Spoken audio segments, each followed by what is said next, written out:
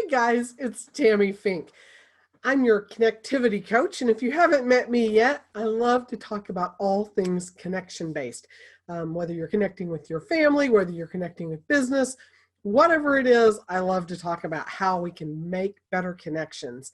And so we're going to get in here today, and I've got a presentation that I want to give you that it's going to be so much fun, and it's got some great ideas for you to be able to connect with your family. And so before we get started, want to be sure that if you have any electronic devices, that you maybe have your phone turned to silent for a little bit here.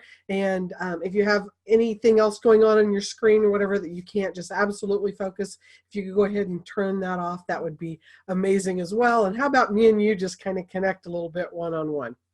So I'm going to share my screen with you and we'll get started. Okay, let's get started. Like I said, we're going to talk about how we can better connect with our families. And I am doing this presentation for Accelerate Me, Work-Life Harmony Challenge for Mompreneurs. Who am I? Well, like I said, I'm Tammy Fink, your connectivity coach. And I just want to come alongside with you today and help you to make some better connections with your family. Sometimes we get so caught up in our day-to-day lives. We're building our businesses, we're carpooling, we're doing all the things, soccer momming and all of the things.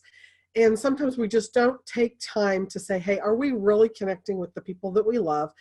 Because at the end of the day, they matter. So connections are important in both business and in family life, and we can build more wow moments in your life today. Now, family, like I said, building these family connections, it really matters. In work or in play, we can build stronger connections every day with the people who matter. So I want to start off with this. We have 6 different connection points. F is for favorite. And who is your favorite? Now, I've always told my son that he's my favorite. It took him, until he was probably, 10 or 11 years old to say, hey, Mom, I'm your only. But, he was still my favorite. I love telling my husband that he's my favorite, and he tells me that I'm his. At the end of the day, everyone should be someone's favorite, not to the exclusion of someone else. You can include a lot of people into your world, but you can have favorite parts about everyone. So just kind of give it a try. Now, do you know that that you can actually physically feature individuals within your family? Find ways that you can call them out and let them know how special they are and why they matter to you and to everyone else that's around them. What are their special traits, right? Like I said, everyone can be someone else's favorite. Know what is important to each family member. If you don't know, then ask, and ask often, because kids change almost daily. They grow so fast. So what's your child's favorite ice cream flavor? What's their favorite sport? Who likes to read in the family? Who likes to daydream? What makes your child laugh? And we're going to talk about that a little bit later. Being someone's favorite means that you matter, and the things that matter to you also should matter. Can you describe each member of your family in detail without using physical descriptions? It's going to be, what is their favorite? How do they relate to the family? What order were they born in? It's going to have all of these different touch points that you can take time to figure out what they actually like and how you can come alongside them and let them know that they're your favorite because of the things that they like. It's kind of a neat idea, right? Then A is for appreciation. How do you say thank you? Showing appreciation for family members makes them feel valuable and loved. And there's a ton of ways that we can do this. Do you know, a simple thank you just goes a long way. But you also need to be sure that you tell them that you love them and teach them to say it back, because it matters, and it should be both said and felt, not just known, right? A lot of times we get busy and we say, oh, they know that I love them, or, I know that they love me, for the things that they do for me. But how often are you really telling them or showing them that you appreciate what they do? Family is not only an important thing, it's everything, right? And if the family were a boat, it would be a canoe that would make no progress unless everyone paddles. I know sometimes I think my family, our canoe would be going in circles, but it takes everyone. Everyone is an important part of a family. It didn't matter how big our house was, it mattered that there was love in it. Those are all some great quotes. Speaking of quotes, what if you might create some family love notes? Take a minute, figure out how can you best express your family gratitude. Here's an activity for you. Sit down with your kids and write or draw postcards to family members, aunts, uncles, grandma and grandpa. Tell them how much that they're loved. Pretty them up with stickers and stamps. Make a craft project out of it, and you can take them to the mailbox together. And there's all sorts of cool stamps you can get at the post office. Better yet, if they're local, hand deliver them. Let them know, let them show how much that they love the other members of the family. And this is going to help them to build and create better connections themselves. M is mealtime, an excellent place to share. Now, open communication should be encouraged. Congratulate each other's accomplishments and just encourage each other. Do you have a no phone meal policy? It is really difficult, even in our family or whatever, to get that time away from the phone. You're busy, you're answering emails, you're checking to see what you've missed. FOMO is a big thing. We're all up in our phones. Our kids are in our phones. Wonder where they get it from. But, initiating conversation, while it can be challenging in this digital world, it's a great time to stop, take a moment, and start learning to share your day. So don't simply ask, how was your day? Got homework? Anything exciting happened at school today? That's how you get, okay, yeah, no, routine type answers, right? Did you like the voices? Yeah, that's fun. Develop a family check-in routine. Ask better family questions. Find stuff that's historical, things that you've done in your past, things that you can remember that you did when you were a kid.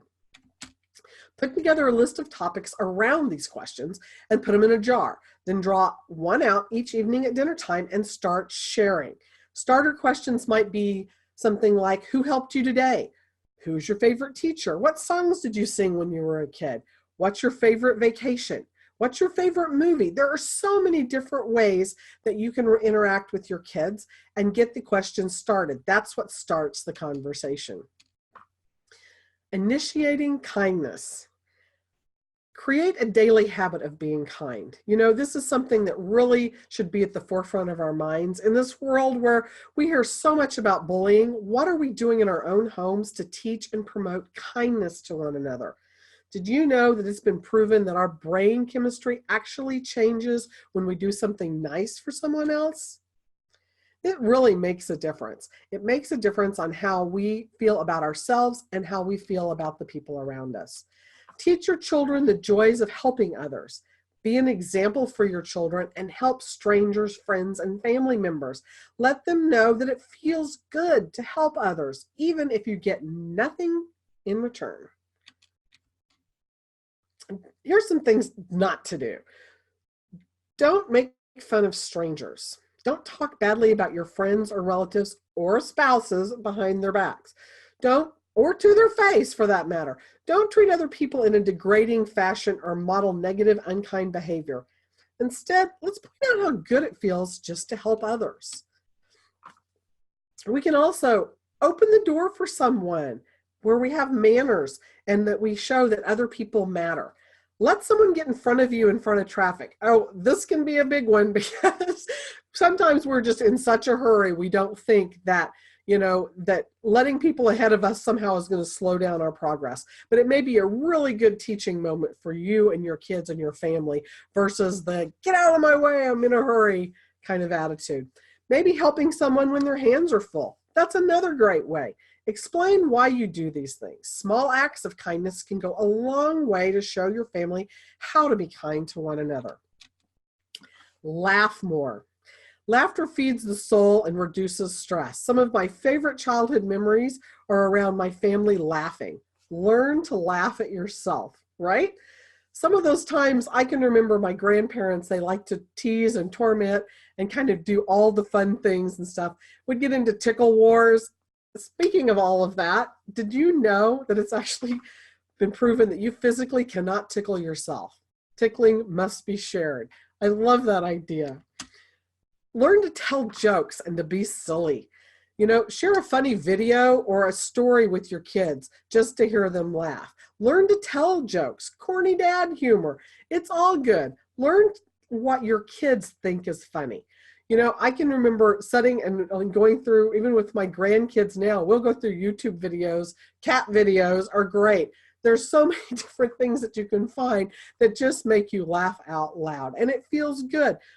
But humor should be used to delight and inspire, not to tear down and destroy someone else. Humor should be fun, not making fun of others. Just a word of caution. Y is for yes. Kids get told no a lot, and I mean a whole lot. You should count the number of times you've had to say no today. But we can get so caught up in saying no, it's almost instinctive. Most of the time when we say no, it's probably with good reason, but maybe we could say yes just a little more often. Maybe we can say yes, but later.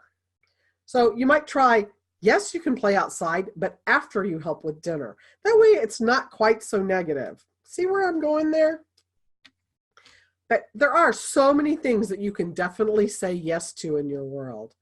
How about family game night? That's cool. Activities, family travel, family adventures. When's the last time you've done that? New foods, life experiences. We can say yes to all kinds of stuff if we really try. So family is important to us, to all of us, and each person in our family matters. When's the last time you told your family that they mattered, individually and collectively?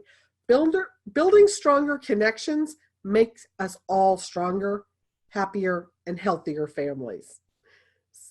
I've really enjoyed connecting with you, and if we haven't connected before, let's be friends. I'm eager to support you further, and I'll be available in the Facebook Live Q&As at any time. Reach out, and I'm happy to help you come up with ideas where you can better connect with your business and your family. So take one of the 7 family connection points and start doing it in your home today. What a difference it'll make. I promise you that. And until next time, I've been Tammy Fink. Keep living the dream. Bye for now.